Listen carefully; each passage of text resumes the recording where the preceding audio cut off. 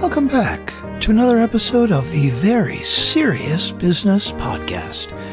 The show that explores the old ways of making money are the only ways.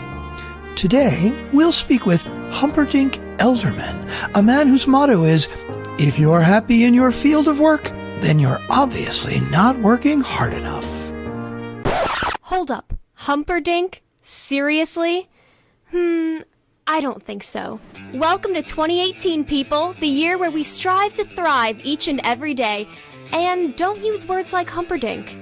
Want to know how you can get started? You need to listen to the amazing episodes that Thrive Loud with Lou Diamond has to offer. Want to jumpstart your business? Thrive Loud. Looking to be inspired? Thrive Loud. Want to work smart and not hard? Thrive Loud. Drop kick the old stuffy way of doing things and get out there and change the world. Listen to Lou Diamond as he brings you the smartest leaders and most dynamic guests with the most energizing messages. Listen to Thrive Loud and you and your business will start thriving too. Get ready to Thrive Loud with Lou Diamond. All right, welcome everyone to another episode of Thrive Loud with Lou Diamond, connecting you to the most inspiring and amazing people that are thriving each and every day. I'm your host, Lou Diamond. Today on Thrive Loud, we have an entrepreneur, lawyer, speaker, coach, founder, and author of The Lonely Entrepreneur, a one-stop shop that understands the entrepreneur's struggle and provides solutions to the business and personal issues we all face as entrepreneurs. He founded his company to reward people for being healthy and is considered a pioneer of the health rewards industry. His book is based on his experience of watching the company he built from the ground up almost get destroyed overnight by the financial crisis of 2008. Today, his mission is to help unlock the potential entrepreneurs worldwide by turning their passion into success through the Lonely Entrepreneur Learning Community. I think I got that all right. I feel good when I get the bio correct. Thrive Loud listeners, a man who I think is in great company and really isn't that lonely. Michael Dermer. Michael, how are you today? Thank you so much for having me. That's some intro. I don't think I can top that. Well, it's a good thing because we only need to give one introduction into this show, and I do enough of it. So, Michael, obviously both coming from areas around the financial community. Obviously, you're an attorney, a lawyer. I want to hear about those stories. And I also think I want our community to understand about your community, the Lonely Entrepreneur Learning Community, so that people understand exactly what you bring to the table. So if you could, it's better when they hear it from you. Share a little bit about this mission and focus that you are centered on, and we'll just kind of dive in and out of the conversation from there. Sound like a plan? Yeah, it's great. And thank you so much for having me. I started my career as an M&A lawyer in New York, but was really looking to start a business. And I stumbled upon and started, as you said, the first company in the US to reward people for being healthy. So I left a high-paying corporate law job after 3 years, for basically bootstrapping. Built it up over the course of 10 years, very lean early years, and then a little bit of venture capital after 5 years. It was a very new concept, rewarding people for being healthy, and a lot of doors slammed in our face. But from 2005 to 2008, we grew the company to a pretty sizable company, almost 500 employees by 2008, and we had, quote unquote, made it in this brand new concept. And literally watched our company almost get destroyed overnight by the financial crisis. My biggest clients were Washington Mutual, General Motors, all the companies that got destroyed in the financial crisis. So my $60 million business that we built on our backs over 10 years basically got cut in half in about a week. Wow. And, big boys and girls stuff from that point, 2 or 3 years battling, scrapping, clawing with no end in sight. Fortunately, after a couple of years, we stabilized, start to grow again, and got approached by a bunch of investment bankers that said, hey, listen, everybody's going to reward people for being healthy. We want to buy your company. We thought they were kidding, and they weren't. And we sold the company, and it worked out great. And I was incredibly unfortunate that happened. But I walked away from that, Lou, thinking that there are so many people that go through the entrepreneurial journey, and it's such a personal experience that implicates personal issues, financial issues, emotional issues, ego, that, the best way to serve would be to try to give back. And that led us to, I was talking to somebody in New York City, just helping them for fun after I sold my company. And they said, being an entrepreneur is really lonely. And I was like, wow, That's really it. And that led to The Lonely Entrepreneur, us writing a book, and then ultimately building this learning platform, which we'll talk about I wanted to try to help, for everybody that can afford, a coach. There's thousands that can't. So is there a way that we can help as many people go through the entrepreneurial journey like we did? So that's what we're doing. I'm going to dive into something that I didn't think I was going to get into, but I don't know where my brain is at. We're recording this on a Friday. Maybe I'm just, just saying, let me go down this avenue. I want to talk about the lonely piece about this. And what's so interesting is, and I'll ask the question this way, are they really lonely, or is it the perception of loneliness in that sole responsibility, whether solopreneur or entrepreneur? Because I know it takes a whole bunch of people to make entrepreneurs successful, and they're surrounded by that. But talk about whether it's that feeling of loneliness, perception of loneliness, or are they legitimately really lonely? You know what? It's not even really so much lonely. If you walked into a Starbucks right now and you said lonely entrepreneur, it's not that they would be alone. It's just the struggle, right? It's just the struggle of being an entrepreneur, and that everything falls on you, even if you get to be a 20-person company, right? There's just, when you're leading that company, you as that entrepreneur, everything falls on you. And it's not the idea. If you take the word lonely by itself, sure, that's what it means, but it's really not literal. It's just literally that whether you're struggling or thinking about it, or you've built a 20-person company, there's a struggle along the way. And how do we actually, take people that feel that every day and give them a better chance of success? Michael, I've been an entrepreneur pretty good amount of time, but I was obviously working in larger companies for a much longer period of time before that. And one of the things that I've found has worked incredibly well is eventually I found my niche and mastermind group that fit the best for me. Yep. What is embedded within the Lonely Entrepreneur Learning Community, and how have you set it up so that those shared experiences, pains, understanding, frustration, solutions that they can have at their fingertips? Explain what you bring to the table that helps your community grow.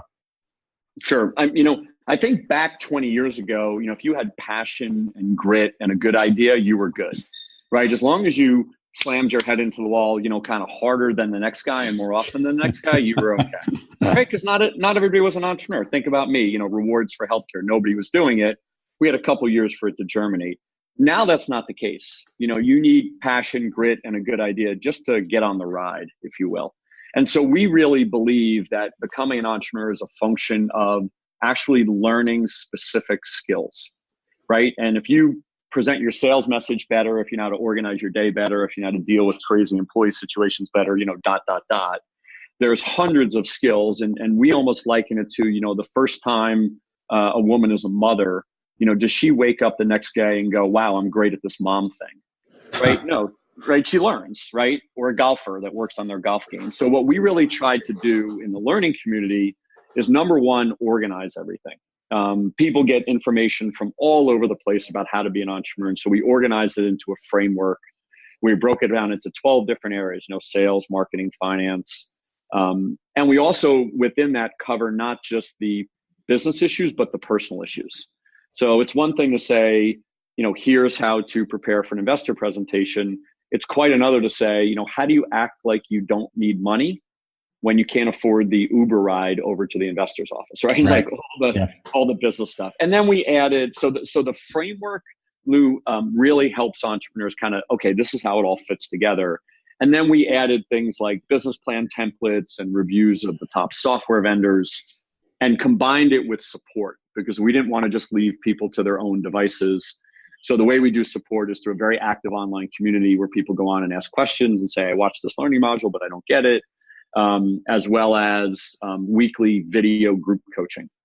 So all of that together is designed to try to hopefully organize and help entrepreneurs learn some of the skills I was thinking about. Let's drill down a little bit more into this, because this is kind of cool. I think that there are general entrepreneurial skills where everyone could benefit, and then there might be the specific lane or avenue or business type, I guess, if you want to call it that people will need to focus in on. Does your community break it down into those silos, if you would?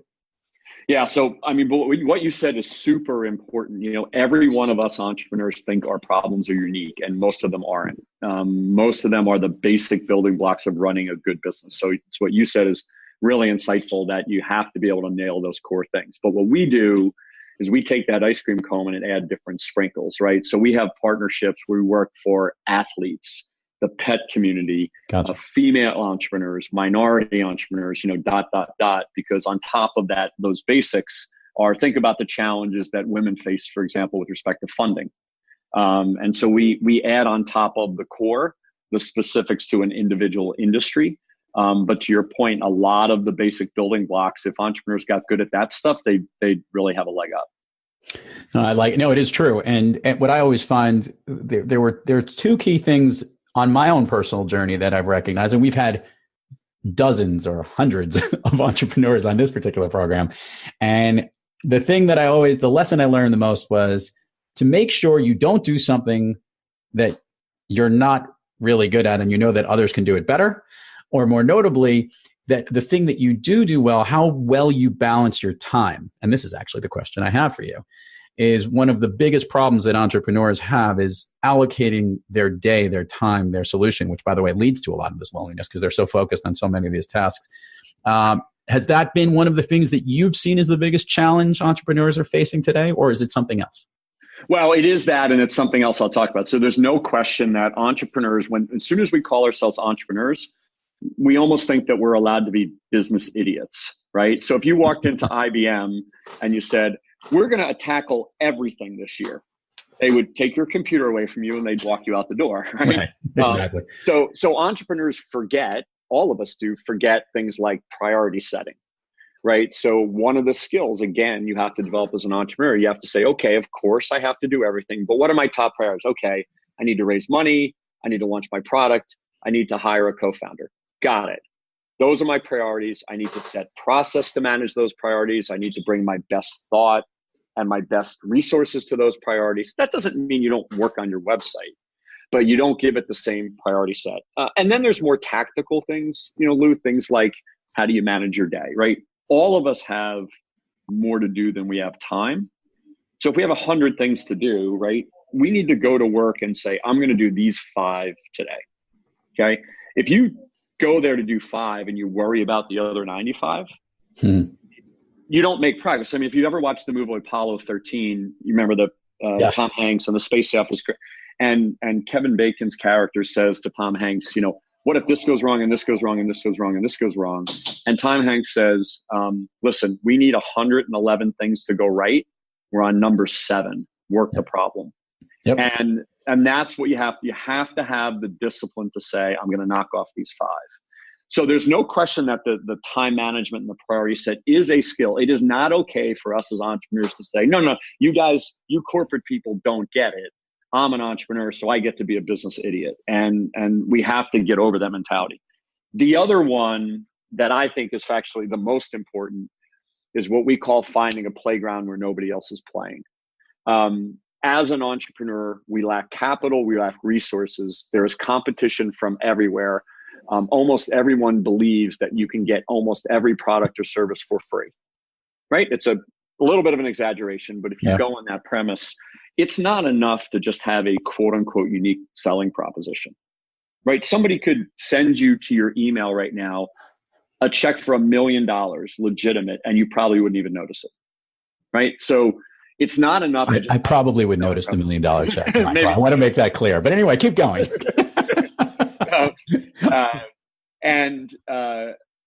But in this day and age of such competition and capital everywhere, it's not enough to just say, I'm going to have a unique value proposition, because it's highly unlikely that everyone's going to notice. And I'll give you a really recent example. For those of your audience that watched the Super Bowl, Budweiser did a very expensive advertising campaign. It's all based on like medieval times. Yeah. They drive up to a castle with a barrel of corn syrup, and they say, we're here to develop corn syrup and deliver corn syrup. And Budweiser says, nope, we don't use corn syrup. Deliver that to Miller Lite or to Coors Light. They established, I don't know about you, did you even know beer had corn syrup in it? It was the same thing. When I saw that happened, I just assumed no beer had corn syrup. I had no idea. No idea. And did you ever buy or not buy a beer because it had corn syrup? Never was even a consideration. Anything on the label wasn't a consideration. It was just the brand. Right. Yep. So they figured out to find a playground where nobody else is playing. They defined a criteria, right? And now Miller Lite and Coors Light are suing Budweiser over corn syrup. And but they have set the criteria for winning and losing, even though before they're all spending $100 million on advertising. And I understand I'm giving you an analogy from a big company, but we as entrepreneurs don't have capital. We don't have resources. We can't go where everybody else is going, right? We have to find this playground where nobody else is playing. When you open up a PR firm and your friends say, oh, that's awesome, there's a PR trade show at Jacob Javits Center in New York City, you should go there. That's the last place you should go. Right. Right? You should go. So, and what I'm suggesting is actually a really hard thing to do. If you think about my old business, Lou, think about rewarding people for being healthy. Yeah. The average American, when we started our business, was enrolled in 27 loyalty programs, right? There was no lack of loyalty programs at the time. All we did was apply it to a different playground. So we think that this is the most important skill that you can develop. It requires you to bring together your trusted advisors, your really smart business friends to try to find this. Hard to find, but to me, when you do that, you're the one defining that corn syrup is the rub, and now everybody's going to define it the way you define it, as opposed to the way we feel most of the time, which is, well, there's always a bigger competitor. There's always somebody doing it cheaper. Hard to find, but we think the most important lesson you can learn. And I like that. By the way, related to the beer example, I remembered years ago when Coors did the whole, we're the coldest beer. You remember they had the whole thing where they made the can turn a certain thing, and it was all about being cold. How can you guarantee that you're the coldest beer when the temperature's there? But it was the can that way. But this is a great point in that it's not so much the unique selling proposition. It's the uniqueness of a unique selling proposition. Absolutely. And that's a good way to dive into it. And I think your point is so on there. There's so many distractions that entrepreneurs have because you're wearing so many hats. I have an old friend who had this expression. He goes, it's not really so much about how many hats you wear. It's how organized your hat rack is. Yeah. And I think all of those lessons and challenges that every business leader has, whether you wear the title entrepreneur or not, is recognizing that utilizing those skills when you need them is just as important as having the skills at all. And I like all those messages with this. Michael, I always love asking this question of the guests on the show. I'm jumping a little early to this because I'm curious to learn a little bit more about you as an entrepreneur and as someone who's been successful, who also has the spirit of entrepreneurialness. You, like everyone else, have off days. On those days that you're not thriving, who or what practice do you seek to help get yourself back on the thriving track? Can you explain this off-day concept to me again? I don't really know. You're not quite yourself. You're not 100%. You need an extra boost to get on there. I didn't think you knew what having an off day was, but there's a slight chance that you might. On that day, what do you do to help get yourself thriving? I knew you knew that. Yes. Well played.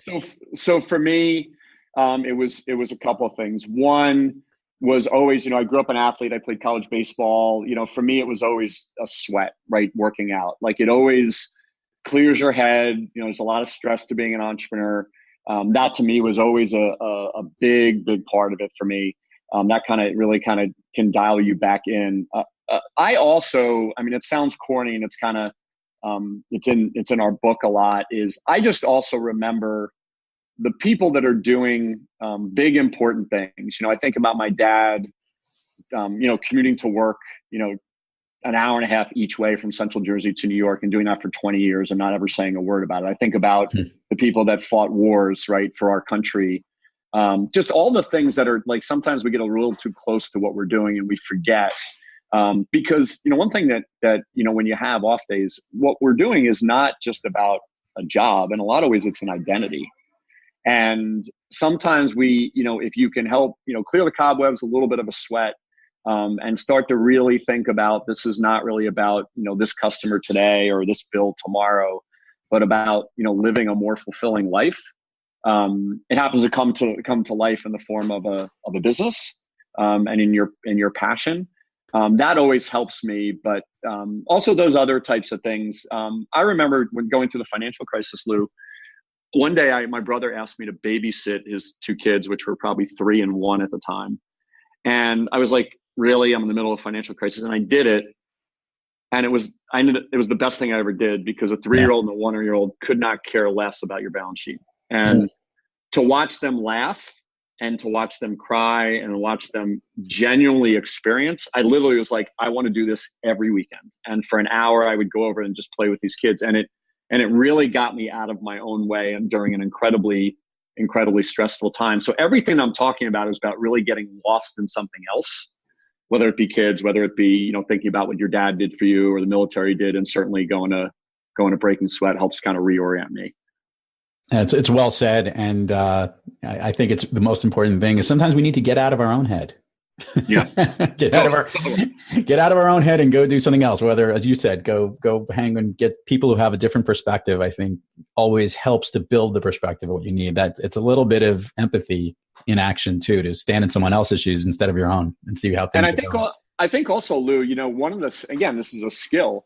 If you're going to go to a dinner party, if you're going to go to the movies, if you're going to go sit across the table from your husband, you should be there. It is an entrepreneurial skill that when you do step away from the office, be wherever you are. If you're just going to be there on your phone and thinking about your business, then just stay at the office. But it is a skill to develop that when you're going to go, if you're going to go to the movies, go to the movies and let your brain clear. And that also relates to sleep. Like if you're a good entrepreneur, you have to teach yourself that your body needs sleep, and you have to sleep well so you can perform. So a big part of it is when you're in the rare times that you go away, you need to go away. I'm going to go down this avenue first before we get to some of the admin and some of the fun parts of the show here, Michael, because you talked about being in the moment when you're there.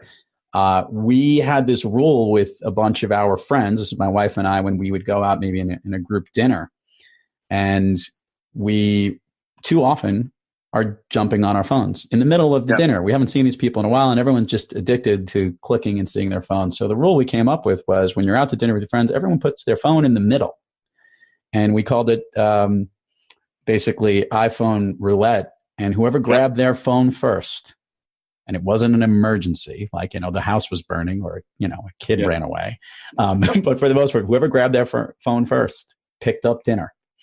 So nice. We do like this one story. There was one particular individual whose name shall be left out. We went out to dinner and we presented this idea, and 5 people put it in, and she looked at the phone and said, just bring me the bill. She had something legitimately important that she had to deal with at work, and we said, well, maybe you shouldn't have come to dinner. But that's the general point. I like the message. You know what an entrepreneur would have done? An entrepreneur would have had a friend of theirs send an emergency message to one of them to force them to come to dinner. Michael, let's do this. Let's give all the places people can find you, your website, the Lonely Entrepreneur Learning Community, social media, everything. We will put it on the show notes, but it always comes better when they hear directly from you. Sure. Thank you so much. Best way to find us is at lonelyentrepreneur.com. You can see everything on there. The learning community is on there. There's free trials that you can take advantage of.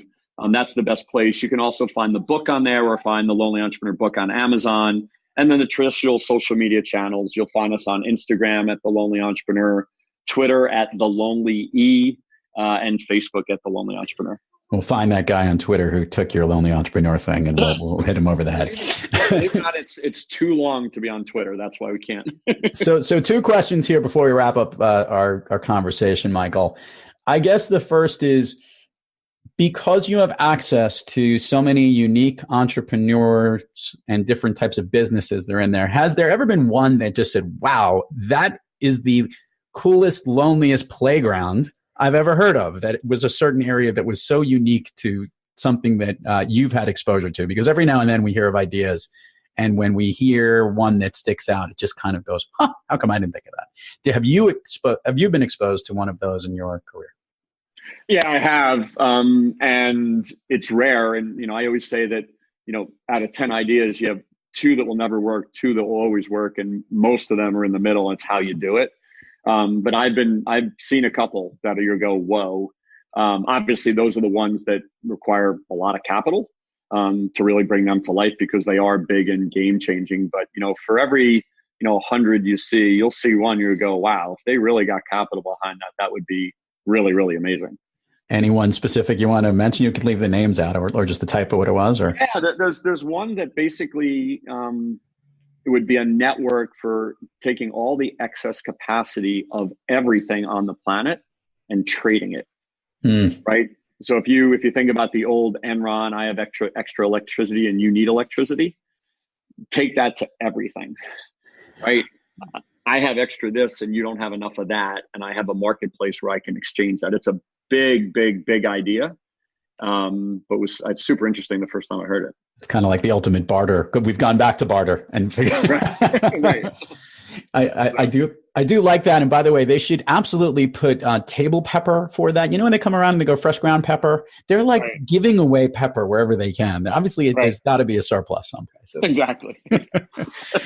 Michael, to share with our listeners the signature question on Thrive Loud, what is your all-time favorite movie? My all-time favorite movie is The Sting. It's a little bit of an older movie, Robert Redford, Paul Newman. And what I love about that movie is just the craftiness behind it. The whole Sting is the whole idea of, these kind of gangstery guys that dress up really nice in zoot suits and put on this whole con that's orchestrated over the course of months, if not years, to con, these guys into betting money at a fake gambling ring. And I just always appreciate like the savvy of things. I grew up playing sports where, my dad taught me, every time everybody else is going left, go right. I was an M&A lawyer where, you have to negotiate and stuff like that. And I liken it to entrepreneurism. I mean, there's so much craftiness that you need and creativity that you need to be able to kind of outfox a lot of times bigger companies and people that have more money. So I've always just been very enamored with that movie.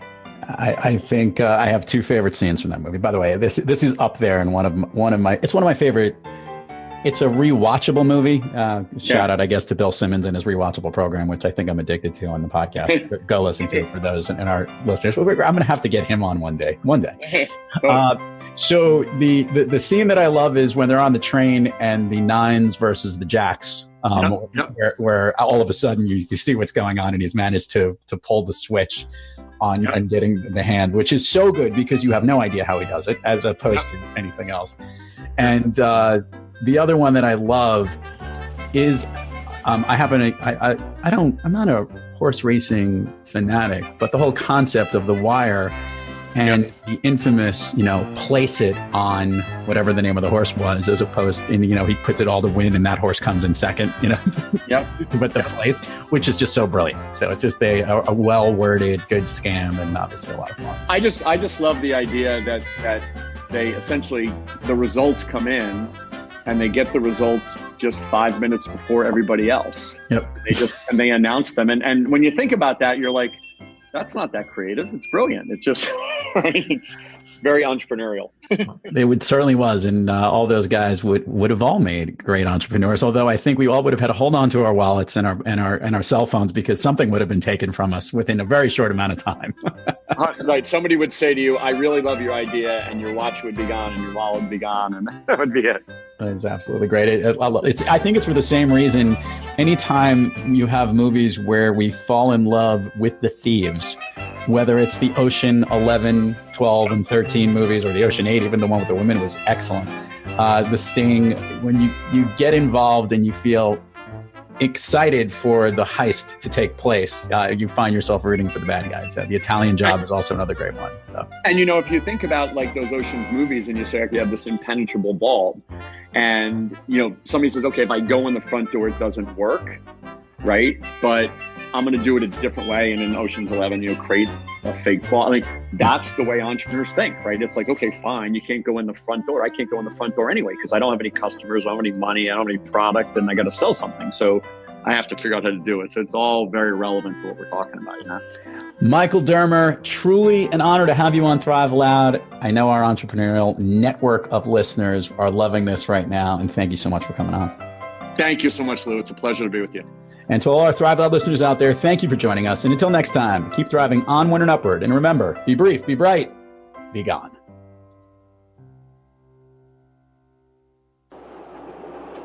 I'll call. 4-9. 4 jacks. You owe me 15 grand, pal. Must have left my wallet in my room. Don't hand me into that crap. When you come to a game like this, you bring your money. How do I know you won't take a powder? No, not all right, I'll tell you what I'll do. I'll send a boy around to your room in 5 minutes. You better have the money, or it's going to be all around Chicago that you're welched. You won't be able to get a game of jacks. You've been listening to Thrive Loud with your host, Lou Diamond. Make sure to subscribe on iTunes, Overcast, or wherever you get your podcasts. And follow us on Twitter, Facebook, and Instagram at Thrive Loud. Or find us on the web at thriveloud.com.